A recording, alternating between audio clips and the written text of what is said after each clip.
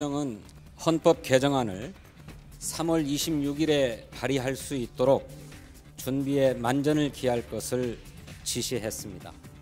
헌법이 정한 국회 심의기간 60일을 보장해달라는 당의 요청을 수용한 것입니다. 자, 문재인 대통령은 개헌안 발의에 대한 확고한 의지를 재차 확인했습니다. 오늘 26일 개헌안을 발의하겠다고 공식 발표를 했습니다. 26일이면 해외 순방 기간이 겹치는데 순방 도중에 전자결제 형식으로 발의가 이루어질 것으로 예상이 됩니다. 문 대통령은 또 발의 이전에 국민들께 개헌안 내용을 상세히 공개하라는 지시도 했습니다. 이에 따라 내일부터 사흘간 청와대가 순차적으로 개헌안을 공개하기로 했습니다.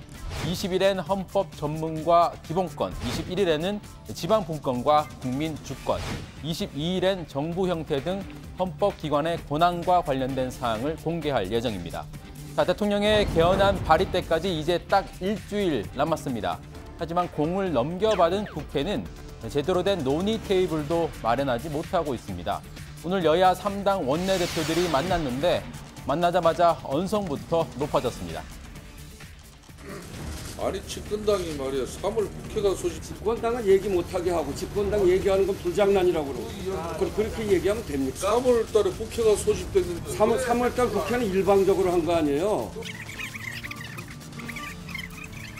그러니까 결론은 지금 6조를 갖다가 이걸 그러니까 그렇게 국회 운영을 일방적으로 하면 안 되는 겁니다.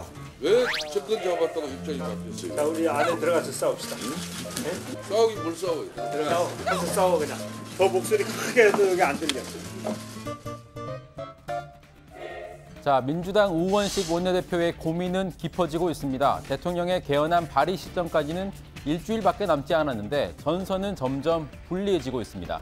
문재인 정부의 상대적으로 우호적인 편이어서 통상 범여권으로 분류가 됐던 평화당과 정의당조차 등을 돌렸습니다.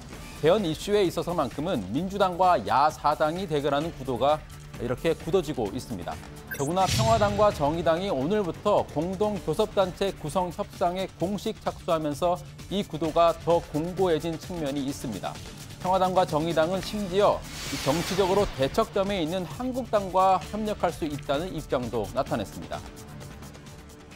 대통령제와 조화를 이루는 분권, 그리고 연동형 비례대표제 도입, 이 원칙이 합의된다면 국민투표 시기를 조정할 수 있다, 이런 입장입니다. 자유한국당의 개헌 의지가 확고히 확인된다면, 그래서 그것이 어떤 그 의지가 담긴 합의가 가능하다면 검토해 볼 수 있다, 이런 것입니다. 심상정 전 대표죠. 한국당이 개헌에 확고한 의사를 표명한다면 국민투표 시기를 6월 이후로 연기하는 데 협력할 수 있다, 이렇게 이야기를 했는데 박지원 의원께서도 같은 생각이십니까?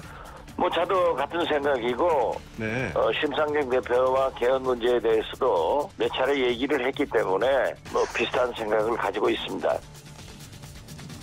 몇 가지 쟁점별로 살펴보면 정부 여당과 야사당의 입장 차이가 상당히 크다는 걸 알 수 있습니다. 우선 개헌 시기와 관련해선 정부 여당은 6월 개헌을 고수하고 있지만 야사당은 국회가 합의안을 도출한다면 시기는 조정할 수 있다는 입장입니다. 대통령이 개헌을 발의하는 문제에 대해서도 야사당은 확고한 반대 의사를 표명했죠. 개헌 내용과 관련해서 가장 큰 쟁점인 국회 총리 추천제에 대해선 정부 여당은 사실상 내각제라면서 반대하고 있는 반면 야사당은 원칙적으로 찬성 입장입니다. 자, 이런 가운데 자유한국당은 이른바 야권 개헌연대를 구축하겠다는 전략을 짜고 있습니다. 소수 정당들의 수건인 선거구제 개편 문제가 그 고리가 될 것으로 보입니다.